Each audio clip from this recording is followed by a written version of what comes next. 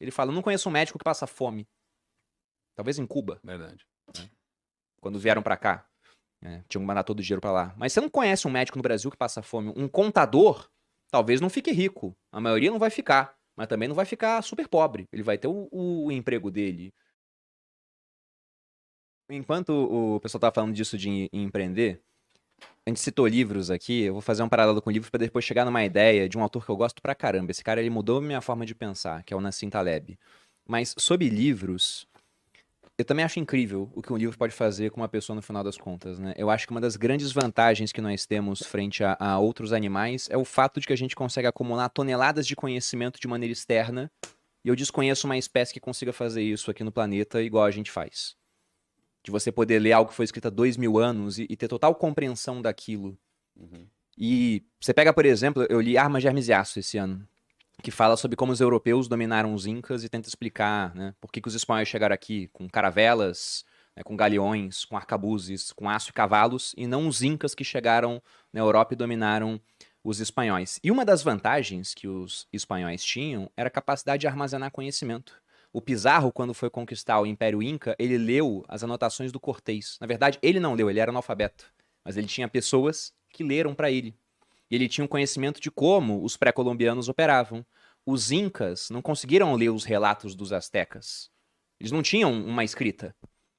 E aí eles ficaram para trás, no final das contas. Então a gente tem uma baita de uma habilidade, né, hoje, a maioria, né, das pessoas, aqueles que estão assistindo aqui com certeza sabem ler, a ponto de poder aprender com quem estava lá no passado. E eu uso muito essa habilidade. Eu acho que uma das coisas que me levou adiante me fez destacar da média das pessoas com as quais eu fazia parte antes. E dentro dessas ideias tem uma do Nassim Taleb que eu acho muito boa. Ele fala sobre dois mundos que existem aqui ao mesmo tempo e as pessoas frequentemente não dividem esses mundos, que são o mundo das coisas naturais, que ele chama de mediocristão, e o mundo das coisas extremas, que ele chama de extremistão. E ele fala que as coisas naturais, elas não saem muito de uma média. Se a gente fosse calcular, por exemplo, sei lá, numa plateia desse evento que a Malu foi para aprender a vender, de 1000 pessoas, a gente ia calcular uma certa média de altura. E por mais que o homem mais alto chegasse naquele evento, a média quase não mudaria. E depois, se ele saísse e entrasse o homem mais baixo, também quase não mudaria, porque não temos homens de 10 metros ou homens de 10 centímetros.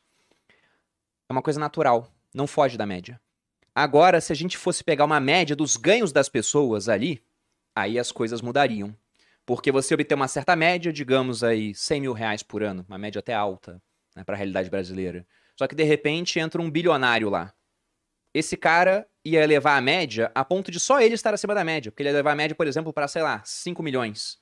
Ia ter ele mais um cara no evento que fazem isso e o restante não faria. Então, eu acho que dentro do mundo profissional, você tem que procurar alguma forma de colocar um pé no extremistão. Num local onde você possa faturar mais de um ano do que fez na sua vida inteira pregressa. Como, por exemplo, o marketing digital. Ele acabou fazendo isso por todos nós. Só que no marketing digital, você tem essa questão de que algumas pessoas vão dar muito certo e levar uma bolada, e outras vão tentar e vão dar errado, não vão levar nada. Mas pelo menos o custo do erro, ele é baixo. Mas aí a gente chega numa coisa que o Nassim Taleb fala que eu acho interessante. Ele desaconselha as pessoas a tentar as profissões do extremistão. Porque ele fala, cara, 100 vão tentar, um vai dar certo. E os outros talvez não tenham dinheiro para comer. Vai ter que fazer outra coisa. E ele fala que as profissões do mediocristão são muito mais seguras. Ele fala, eu não conheço um médico que passa fome. Talvez em Cuba. Verdade. Quando vieram pra cá.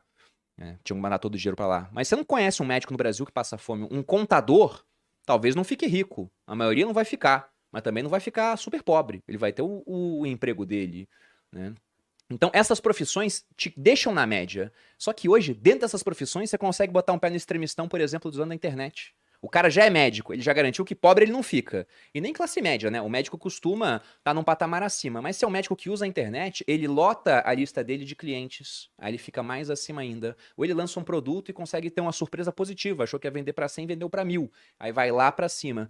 Então, o que eu convido vocês a pensar é que se vocês não fizerem nada diferente do que a média das pessoas vai fazer, o título desse podcast serve muito pra você. Você nunca vai ser milionário. Agora, se você começar a investir, você já aumenta a sua chance. Vai precisar de mais tempo. Se começar a colocar um pé no extremistão, e negócios são muito bons pra isso, aí talvez você consiga, em muito menos tempo, ter um resultado que as pessoas, a média delas, nunca teriam.